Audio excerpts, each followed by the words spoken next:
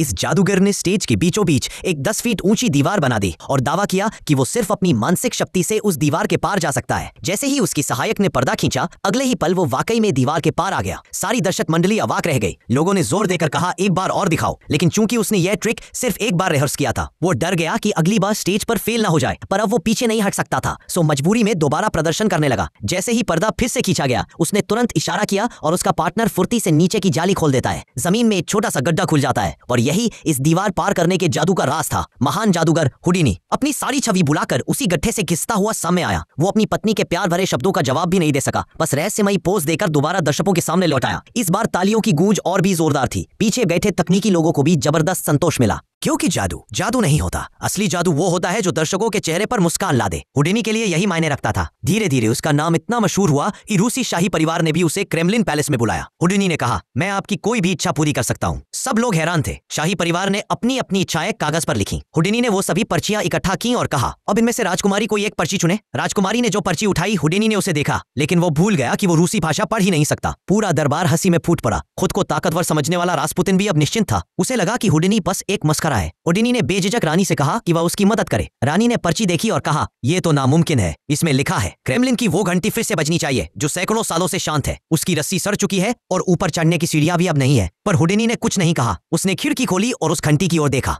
फिर उसने एक रूमाल निकाला और उसमें सफेद रेशमी कपड़ा डाल दिया। अगले ही पल उस रूमाल से एक लंबी रस्सी निकलती है। दर्शक एक बार फिर तालियां बजाने लगे, पर हुडिनी यही नहीं रुका। उसने राजकुमारी से कहा, इस रस्सी को खींचिए। जैसे ही उसने रस्सी खींची, एक पुरानी गूंजती आवाज समय को चीरती हुई आई। क्रेमलिन की घंटी सच में बज उठी। सारे शाही लोग हैरान रह गए। उन्हें लगा जैसे उनके पूर्वजों की आत्मा पुकार रही हो। सब लोग वही जमीन पर घुटनों के बल बैठ गए। यहाँ तक कि रासपुतिन भी कोई चाल समझ नहीं पाया। पर सच्चाई ये थी, जैसे ही हुडिनी को वो पर्ची दी गई थी, उसने उसे बदल दिया था। इसलिए जो भी पर्ची निकले, उसका असली उद्देश्य बस घंटी बजाना था। रानी से मदद लेना भी सिर्फ इस जादू को असली दिखाने का हिस्सा था। और घंटी क्यों बजी? क्योंकि उसके पार्टनर ने पहले से सामने की बिल्डिंग में एक साइलेंसर लगी स्नाइपर राइफल तैनात कर रखी थी। जैसे ही रस्सी खींची गई, उसने ट्रिगर दबाया और गोली सीधे घंटी पर लगी। घंटी बज उठी। हुडिनी की इस अद्भुत चाल के बाद उसकी नकल करने वाले उभरने लगे। कोई खुद को पगानेडी बताता, कोई बिकिनी, कोई बिल्कुल हूबहू हुडिनी। हुडिनी को यह सब देखकर हंसी आती थी, मगर असली खतरा नकलची नहीं थे। जैसे जैसे नए नए एस्केप ट्रिक्स सामने आए, दर्शकों की दिलचस्पी खत्म होने लगी। उनकी जगह एक नई मनोरंजन विधा ने ले ली, ब्लैक एंड व्हाइट सिनेमा। 19वीं सदी के अंत में एक छोटे कद का आदमी, चार्ली चैपलिन, हुडिनी के दर्शकों को चुरा ले गया। अब हुडिनी को समझ आ गया कि अगर उसे अपना नाम फिर से चमकाना है, तो उसे एक ऐसा जादू करना होगा जो इतिहास में दर्ज हो जाए।